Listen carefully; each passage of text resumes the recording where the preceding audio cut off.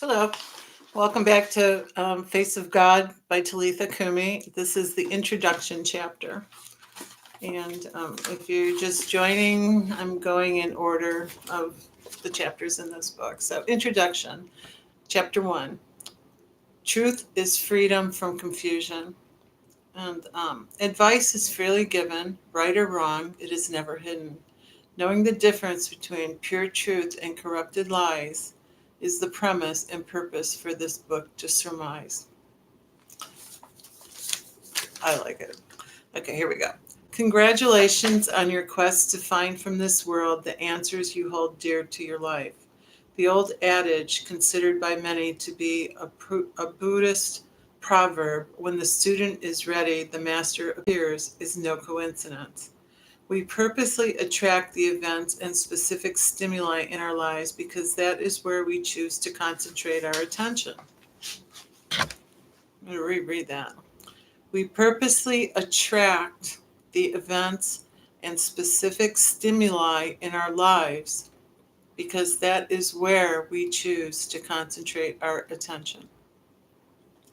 Answers are provided in due time. They come within the realm of topics that we focus on.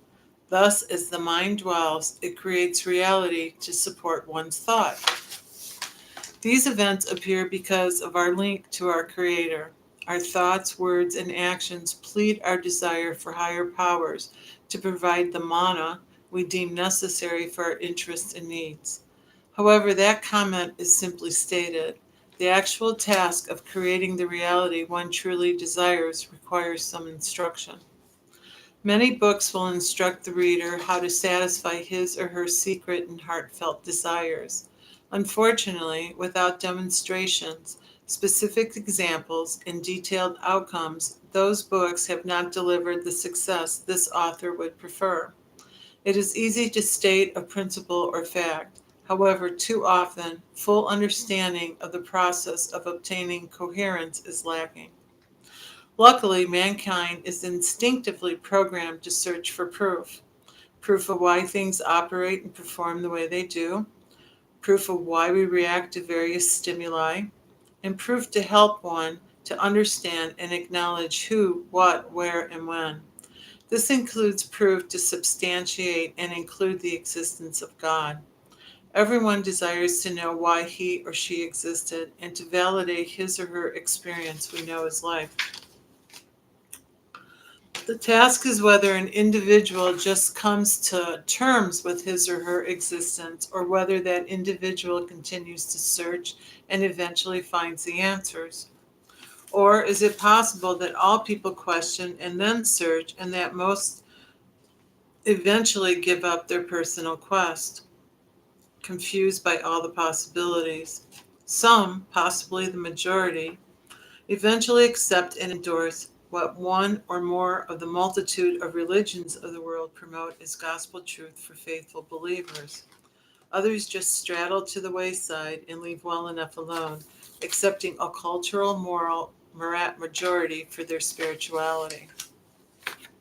The unfortunate obstacle to the unfortunate obstacle to searching for truth and obtaining it is the various explanations offered. Merging truth with lies can corrupt the belief and trust of even the most dedicated and faithful researchers. Corrupting truth with lies has been a favorite formula for many given explanations. No wonder life can become a maze of confusion when searching for the best choices and answers. Regardless of our personal beliefs, deep inside all of us is the correct answer. It is the truth.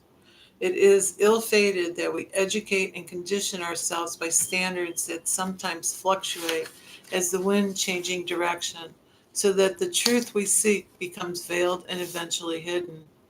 This book addresses those concerns by exposing personal incidents that demystify perplexing insights regarding spirituality and provide a full exposure regarding the true meaning of life. Everyone has had similar experience and sometimes, somewhere, somehow has experienced his or her own personal miracle. Nevertheless, our society has encouraged and often mandated that we dismiss our spiritual experiences, whether discounted as inevitable events or just as failures to remember the importance or significance of personal experiences. Miracles are proof of our Creator. They provide requested supernatural and divine assistance. Everyone has spiritual powers, some more developed than others. Most are unique to each individual. However, intuition possessed by everyone is also proof of a higher power, even proof of our connection and communication with God. That feeling of, ooh, stay away, when there is no logical or conscious reason for it, is usually communication from our higher self and our Creator for the protection and safety of our physical being. Additionally, as you read the experiences presented herein, you will be making judgment as to the truth and validity of statements. That is to be expected. Moreover, it is encouraged. Trust your intuition. God has given you the ability to reason. Trust your judgment. Only then will you be in full touch with many of the gifts our Creator has provided unique to you. As written in Matthew 7:13 to 14 from the New American Standard Bible, enter through the narrow gate, for the gate is wide and the way is broad that leads to destruction, and there are many who enter through it. For the gate is small and the way is narrow that leads to life, and there are few who find it. So look inside and trust your intuition, and your truth will be evident. During my upbringing, children, parents, and society in general were encouraged to conform to the status quo. Today, the status quo is forever changing as new information, concepts, beliefs, and the intersecting realities of social norms bombard us like never before. Topics, actions, and lifestyles once considered taboo are now open conversation and accepted as relevant. My upbringing may differ from another's, but my existence, curiosity, and many life experiences parallel those of many others, making me no different. However, I have been fortunate to have the veil lifted and to see the face of God. I have also been fortunate to experience what happens to a pure soul upon departure from this world, among other rare and distinctive experiences described within these pages. I am not the exception, although my personal life after death experience may be uniquely my own. As I have revealed my unearthly experiences with few others, they too have confided in me in their unique but similar involvements. I am the exception possibly because I have provided my experience for others to grow and learn. I have done what I could to help humanity when others have remained silent and unwilling to act. This book is one of those times. Truth is often stranger than fiction. The stories presented herein are fact. They are my truth. They are part of my reality. I know that the facts presented are true, not only for me, but for everyone else. Truth is truth. Truth provides freedom from confusion. It sets our path straight. I have omitted individual names. Instead, my use of informal titles as personal description both honors private requests for anonymity and should prevent potential infuriation from others. Nevertheless, a rose by any other name would smell as sweet. William Shakespeare. Regardless of the label, it is more important for you to know the truth when provided to you. In a time when many are losing hope, it is important to realize that extraordinary things are happening within people.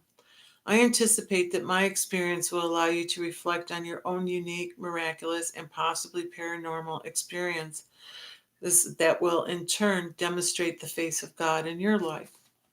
The poem, like the poem Footprints, a popular allegorical text written in prose, also known as Footprints in the Sand. When my times were the worst, the Lord carried me. He provided me with comfort through paranormal experiences.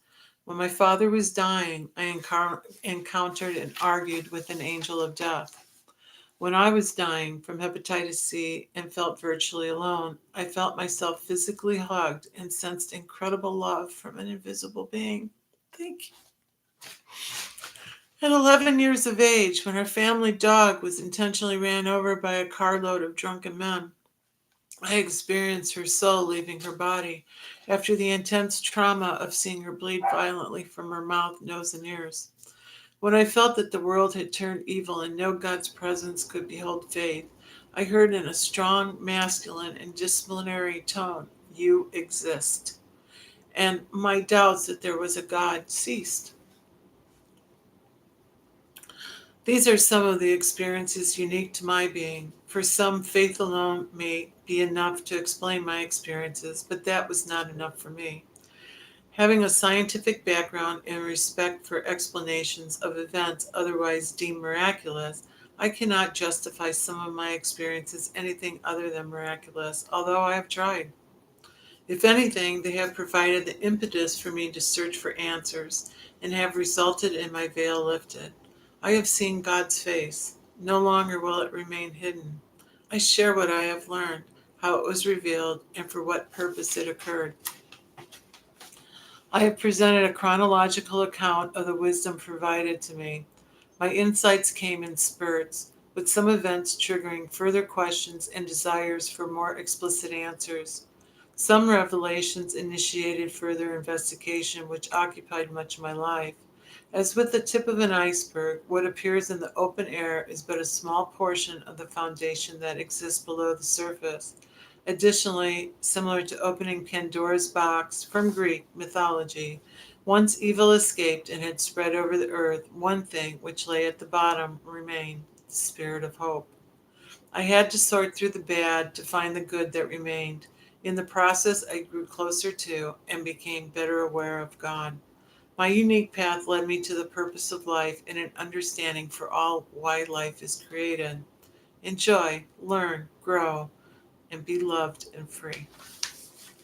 That's chapter 1. Chapter 2 is church spirituality on the Sabbath. And I look forward to seeing you for the next reading. And in the meantime, may God please answer all your prayers and grant all your desires to bring you the utmost in peace and contentment. And I say this because I too need to pray on a regular basis to remain strong and close to our Creator. Today, more than not, I'm just bombarded, like you probably are, with all the negativity. And yes, it does take its toll. So thank you, creation, for making me and for giving me the proof that I need when I need it. And thank you for helping me write this book. God bless you all. Have a wonderful day. Bye.